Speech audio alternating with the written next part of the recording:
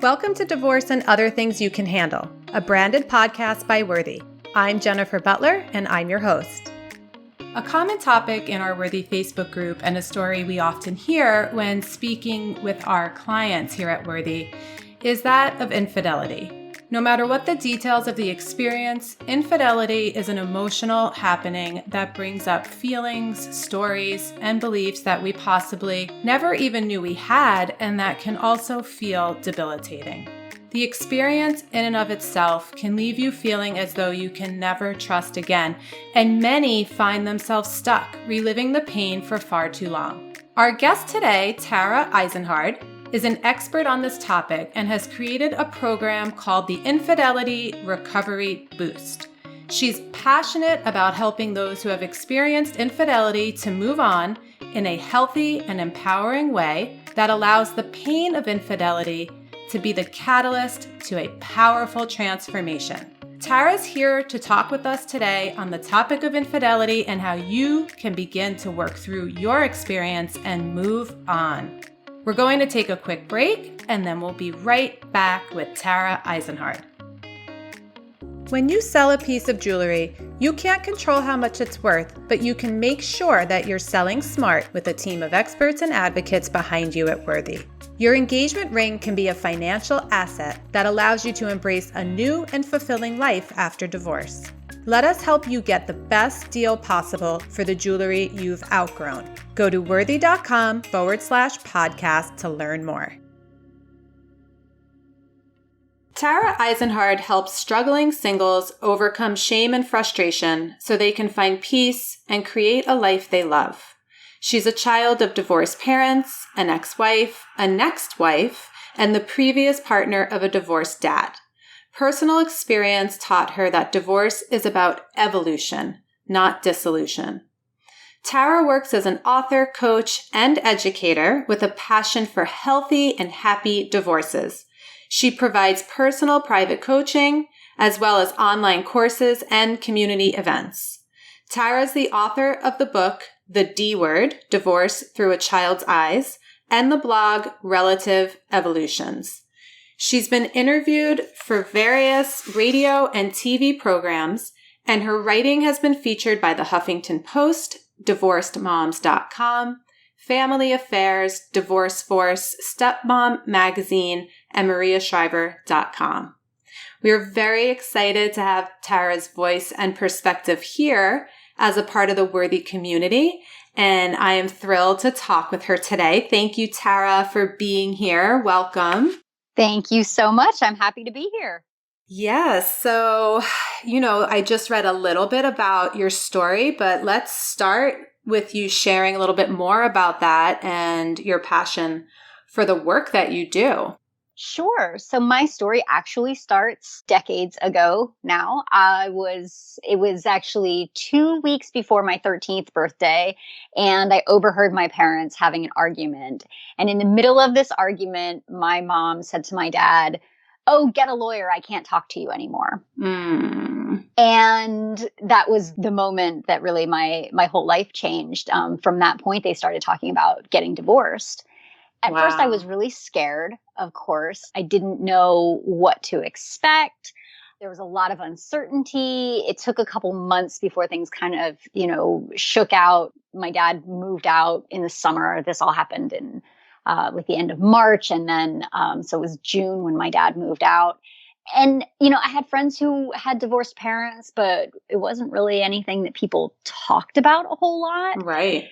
So I didn't know what to expect. I just kind of waited and sort of dealt with it on my own, I guess you could say. But really, to my surprise and delight, everything was fine. Of course, it was uncertain and shaky in the beginning, but ultimately what happened as a result of my parents' divorce was that my life got better. Things in my house were peaceful again. When my parents didn't have to live under the same roof, they didn't have to fight all the time. So, that was better. My parents' relationship improved between each other. My individual relationships with each of my parents improved. And then, as my parents began to, recouple with new partners, my family grew. And it was really nice, honestly. Right. I had more people around me who loved me and supported me and could help me with my homework and all of those things. And so ultimately, I grew up thinking that divorce was a good thing. I was an adult. I was in my 20s before I realized how lucky I was. And when I got divorced myself and I started to tell people, and having the role models that I did growing up, I had a very good cooperative divorce. My ex-husband and I knew that where we were at was bad, and we knew that we could make it better. We knew that we wanted to be different people and we wanted different things in our lives. And so we set out to, consciously uncouple, so to speak. Right. And so I was really happy about that. It was a relief for me. And to my surprise, nobody was happy for me when I told people I was getting divorced. Everybody was either angry or sad. Right. And I did not understand why. And so I started to, at first I went to, it was the first time in my life I went to Amazon.com because my local bookstore did not have any books about people who were happy to be divorced. So I went to Amazon and I found this book by Constance Ahrens called The Good Divorce. And it was actually a research project that she did where she talked about the different ways that people kind of uncouple. Mm-hmm. But she broke them down into, the fiery foes and the cooperative colleagues and a couple others in there. And she talked about the reasons why. And she had interviewed these families over a period of decades. And it was fascinating to me. And so I kept reading about divorce. And then I started dating a divorced dad. And he had a much more traditional divorce, unfortunately, with, the crazy ex-wife, right? Right. And these kids that were caught in the middle. And so being part of that dynamic, I started looking again, okay, what is my role here? How do I function as this pseudo step parent? How can I make things easier for these kids? What am I doing with this relationship with this other woman who hates my guts, even though she's never met me? Right. So it was years and years of research and fascination and knowing this whole time that all of this can be so much better for everybody. And I knew it because I had lived it. Right. And eventually I found out that divorce coaching was a thing. And so here I am. Long story short. I love that because you come at this from such a unique perspective because you've lived it and you've lived it from this place of positivity and possibility. Mm-hmm. Even as a child and then as an adult, what's possible through this opportunity that divorce provides for you and your family. Mm-hmm. And so that's such a beautiful perspective. And so it's like you came here following your heart, which I love. There's so much we could talk about too, because in everything you just said, I'm like, oh, I want to talk about, that perspective and how to transition into that. And then the child's perspective, everything that you've kind of brought up. But today we're going to talk about infidelity and how people can recover and move on. You've created a program called the Infidelity Recovery Boost, which you're going to be sharing with us today, elements and tools from that program. And I chose this topic because, I notice in our Facebook group in the Worthy community and just clients that we talk to that, come in and start sharing their stories, just a really high number of people are experiencing the event or events of infidelity. Mm-hmm. And I know the numbers are staggering. Are there statistics around that number? There are lots of statistics, actually. And this is something that I've kind of been looking at for years. There's lots of statistics as high up as, in the 80% of men cheat on their wives or, would or have. Wow. And then there's statistics that are much lower too. Okay. Generally speaking, the statistics that are out there basically state that cheating happens. Men tend to do it more than women by a margin of usually, somewhere between 10 and 20% more. The numbers are say that, if it's like, 80% of men, it's, 68% of women or something. Right. But, most of the numbers aren't that high, but they do run the gamut between 14 or 15% up to 80% I've seen over the years. So it happens, it's out there. It's a fact of life. It's a fact of relationships. It's a fact of divorce. And it's something that we need to talk about and we need to deal with. Yeah, absolutely. So I think we need to start with like, what is infidelity? I think that what seems to be so obvious isn't, because we hear, well, is this cheating? Is this not cheating? What is cheating? Right. And so, what is it? Yeah. And so the definition that I use for infidelity is it's any behavior that goes outside the boundaries for a relationship. And that looks different for every relationship. We know that there are couples out there who have, open relationships where they're physically allowed to play with other people, and that's okay. So, if you're looking at it in terms of defining infidelity and limiting it to a sexual nature, that doesn't apply in those cases. Right. But in those cases, they have rules where, the emotional entanglement is what's outside the boundaries of what's acceptable in the relationship. So like I said, every situation is different. In some relationships, it might be that emotional infidelity is what tips the scale. And sometimes it can be, a physical act, and sometimes it's kissing, and sometimes it's more than kissing. So anything that goes outside the boundaries of the relationship and something that, would need to be hidden would be an infidelity. Right. So then it makes sense then to really discuss this topic, right? Like to have boundaries, to really share with your partner what feels okay for you, what doesn't, and have the courage in like this safe space to just talk about what you're really feeling about this topic. Mm-hmm. Absolutely. So like I said, you created something called the Infidelity Recovery Boost. And I love this. And I love the steps here, just the way you guide your clients through. I think it is something that is digestible for people, and it's a clear path, and it provides them very specific ways to get from where they are to moving on, to being free. And so I'm really excited for you to share this with everyone who's listening today. So I guess, just start walking us through those steps, and we'll kind of chat about each one as we go. Sure. So the program starts with taking a look at the story. And we all tell ourselves stories all the time. We're always acting out some kind of a narrative in our mind in this, kind of stage that we're playing on in our lives. And so the first thing that I have people do is to look at the story that they're telling themselves and the story that they're telling other people. What role do you play in this story? Are you a victim? Are you a hero? What role does the ex play? What role does the affair partner play? How do you feel when you tell this story? And how do other people respond when you tell it to them? So just looking at kind of what is right now and getting a better sense of where people are in their process. So that's where we start. Yeah. So what does that tell you though? Like, for instance, if somebody's playing the victim or the martyr or the hero or whatever, how does that guide you and them in this process? Well, it gives a little bit more information about what's currently going on. And then the question that I always ask, at the end of once somebody figures out what their story is there anything about this story that you want to change? And that's really the pivot point right there. Because if you're a victim and you are sick of being a victim, don't get me wrong, everybody who's a victim of infidelity needs to be in that place, at least for a little while. Right. But it's not healthy to stay there forever.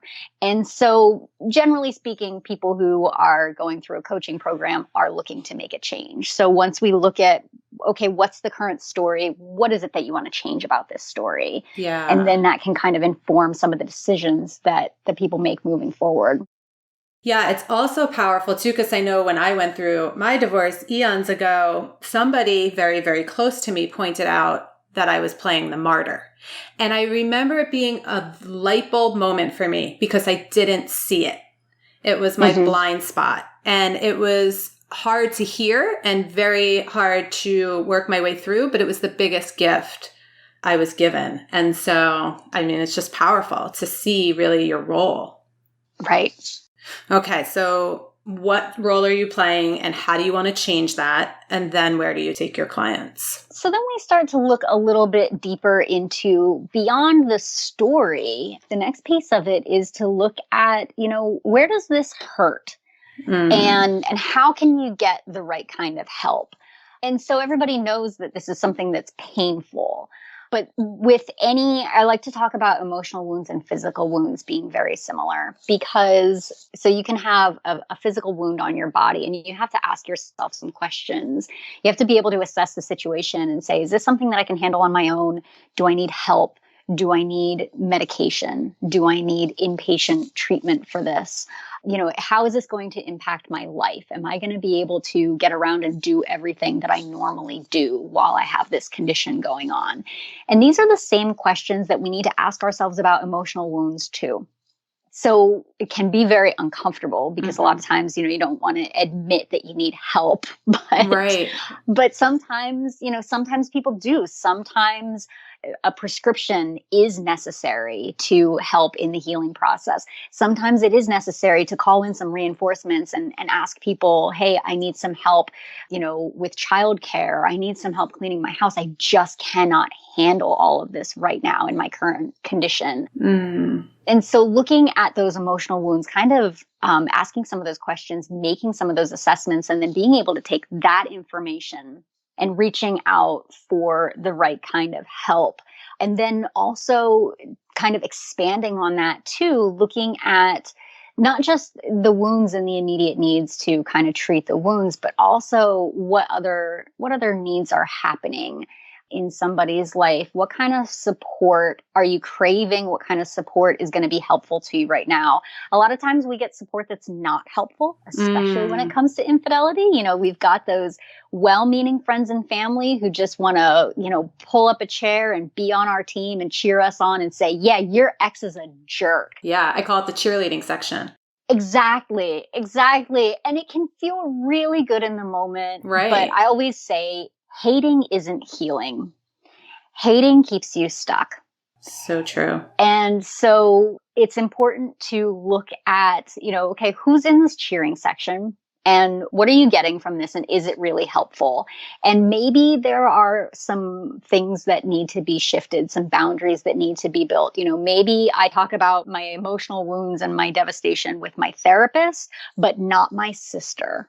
Because my therapist is a safe space and helps me explore this, whereas my sister is just going to say, hey, just put on your big girl panties and deal with it. He's a jerk. Move on. Go find Prince Charming. Everything's fine. Right.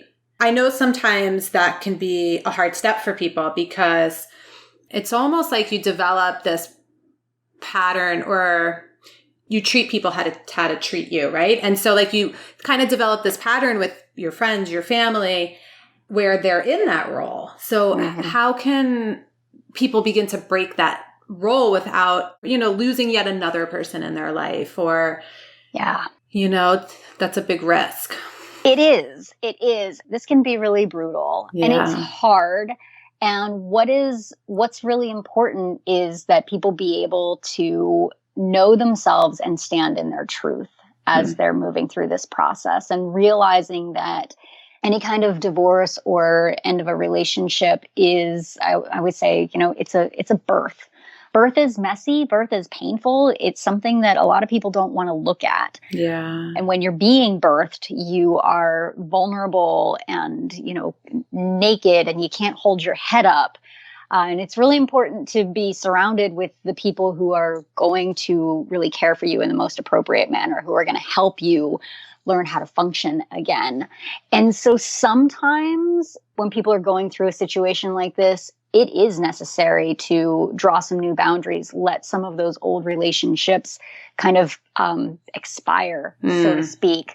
But really, as long as people have the self-awareness and the honesty and the conviction to take care of themselves and have those hard conversations, it doesn't necessarily mean that you're breaking up with somebody who has been a friend to you forever because they're not handling this the way that you would want them to. Sometimes it's just a matter of, like I said, drawing a new boundary. Maybe you just don't discuss these types of things with them, or you can just ask and say, hey, this isn't really helpful to me right now. It would really be helpful to me if you just, be a little bit more supportive of me, be more encouraging of me instead of hateful towards my ex. Right. Or when I come to you and talk, I don't want you to solve my problems. Can you just hold this space for me and let me cry for a while? Yeah, that's beautiful. And I mean, anyone who cares about you and loves you is going to, I think, respond well when that is asked. I'm going to take a really quick break here, and then we're going to come back and talk about the next few steps. So we will be right back with more from Tara Eisenhard. When I decided to sell my jewelry after my divorce, the most important thing to me was finding a company that I could trust and one that would also advocate for me. I found this and so much more at Worthy. Their expert staff immediately put me at ease and helped me to get the best price possible for my jewelry. Your engagement ring can be a symbol of your freedom, your journey, and the choices you have made to live your life on your terms and create the future you desire. Let us help you get the best deal possible for the jewelry you've outgrown. Go to worthy.com/podcast to learn more. We're back talking to Tara Eisenhard about how you can heal and move on from infidelity. And she's discussing the steps from her Infidelity Recovery Boost program. And we were just about to move on to the next step, which is step 3. And I'm going to let you take that away. So we move on from examining the story and then kind of examining our emotional wounds and looking for appropriate support. The next part of the process is really moving into, again, continuing with the support and self-care. Mm-hmm. But then also looking at building a new relationship. So people who share children are never going to be free of their ex. Right. And so it's really important, and they might even have to co-parent with the affair partner. So we look at taking care of yourself, which I always say self-care is about 3 components. It's about respecting yourself, protecting yourself, and investing in yourself. We've talked a little bit about the respect yourself, protect yourself when we talked about having the self-awareness, honoring your feelings, setting boundaries, those kinds of things. Yeah. Investing in the person that you want to be. And part of that means investing in a new kind of relationship with the ex. And a lot of that comes down to being able to, I always say you can't just cut the past away. You have to be able to integrate it, but right. You can't hold your ex responsible in your new relationship for what happened in the old relationship. So it's really important to be able to kind of look at this from a different perspective, kind of like go up to a higher level and look down and say, okay, well, this person who's standing in front of me, 6 months later is not the same person who cheated on me. That person was my husband. This isn't my husband. This is now my parenting partner, my co-parent. This is my children's father. There's all kinds of ways to kind of reframe this situation. Mm-hmm. And it's really important to be able to do that if you're going to move on and be able to have a healthy relationship moving forward and be able to accept this. Yeah. And allow everybody to grow and have the flexibility to change and create something new. I love your self-care definition of respect, protect, and invest. I love that. I mean, it's so powerful, and it's really touches each angle, because I think we hear a lot about self-care and it's our minds automatically go to taking a bath or go get a massage, whatever it is. But yeah. I love this because it's so much deeper than the bubble bath. Yeah, it is. And I say the same thing. It's not bubble baths and massages. And there was a time when I thought that that's what it was. I thought that I was taking care of myself because I was getting regular massages, because I was sitting in a bubble bath and reading a book. And it's really not enough. Those things are really nice and they're really important, but there's more to it. And there's so many elements. that come in here. And Yeah. so, yeah, one day I was kind of looking at my situation and I was like, yeah, this is a little bit more in depth. It's self-care is about respecting, protecting, and investing in yourself. Yeah. And I think when you're doing that, when you're actively doing that, then sitting at that higher perspective, being able to reframe and look down on the situation actually becomes a step that you can do.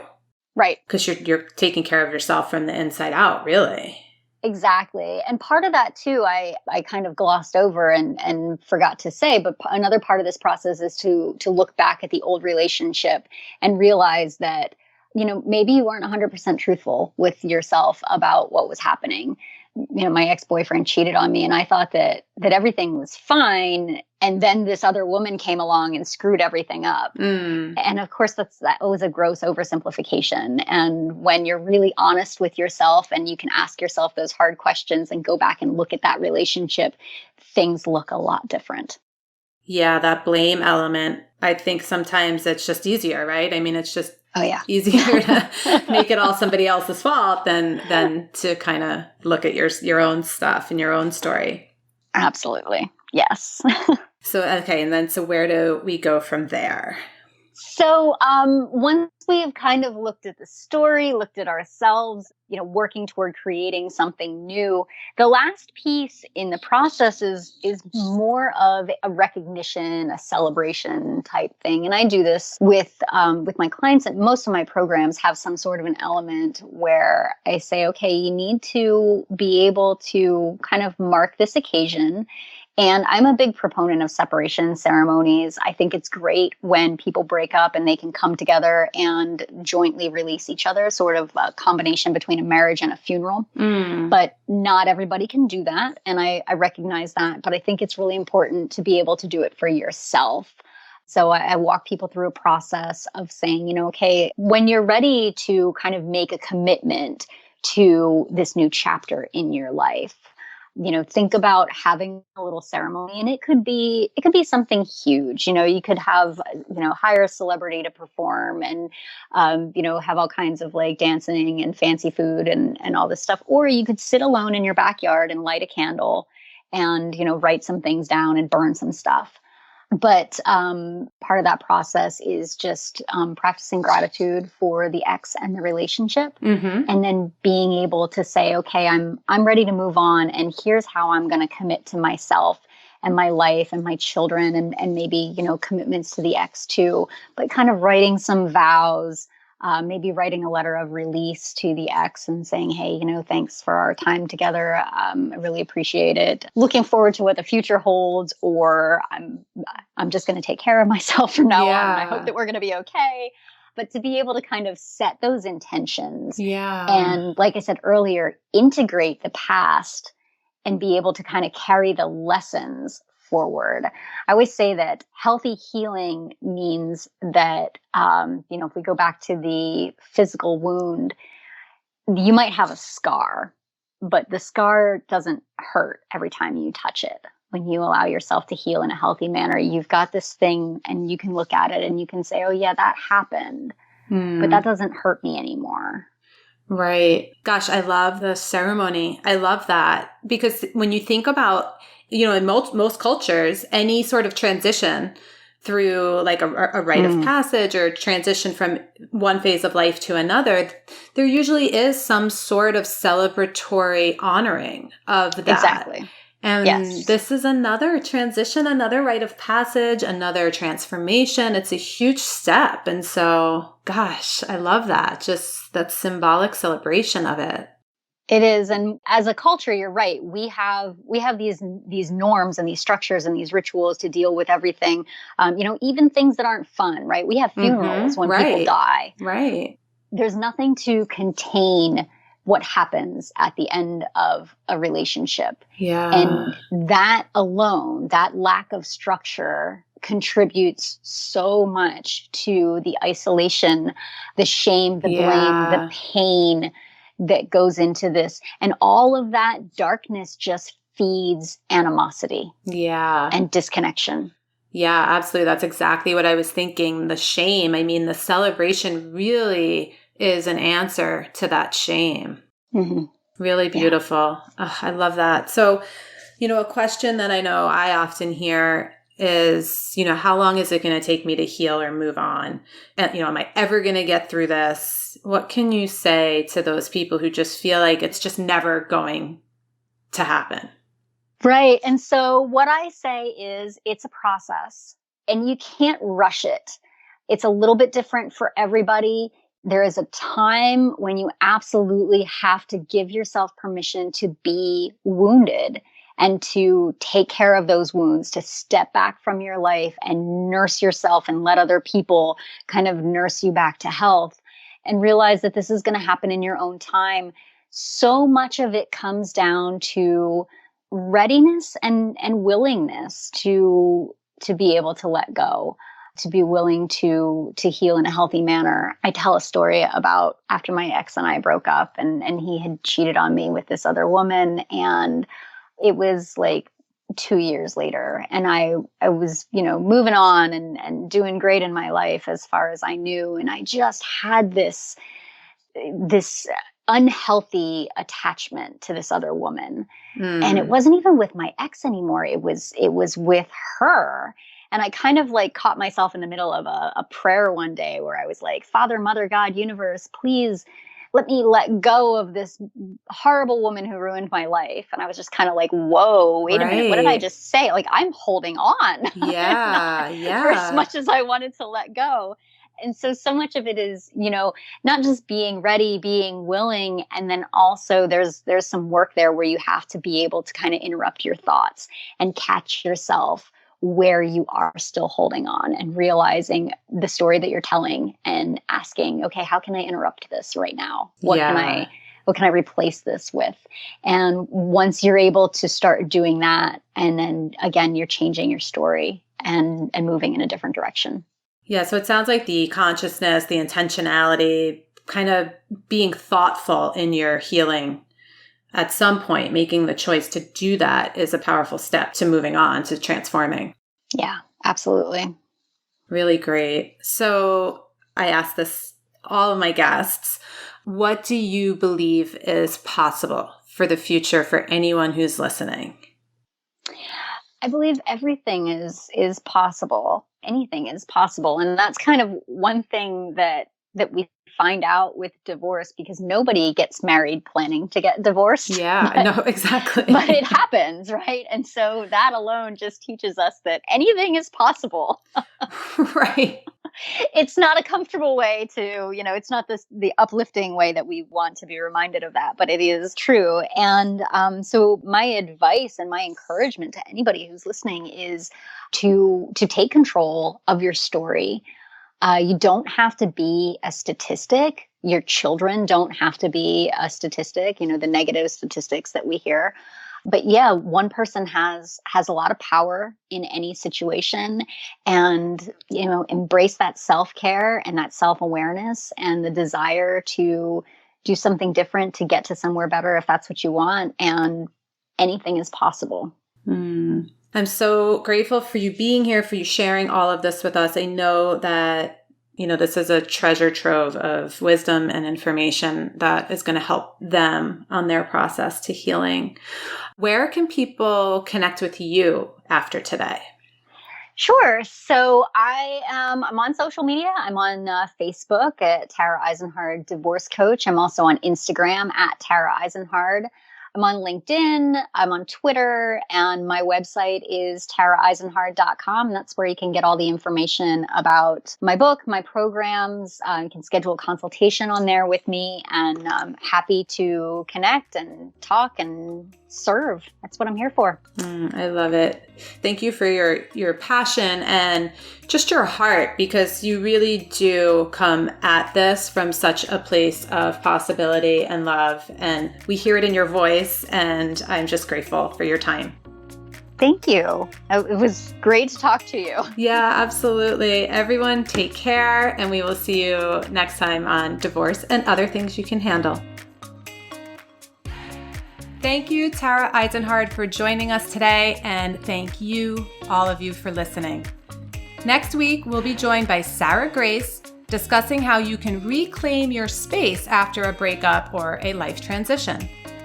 Make sure you subscribe so you can catch every new episode of Divorce and Other Things You Can Handle in your weekly feed. If you like what you hear, rate and review us to help other women like you be able to find us.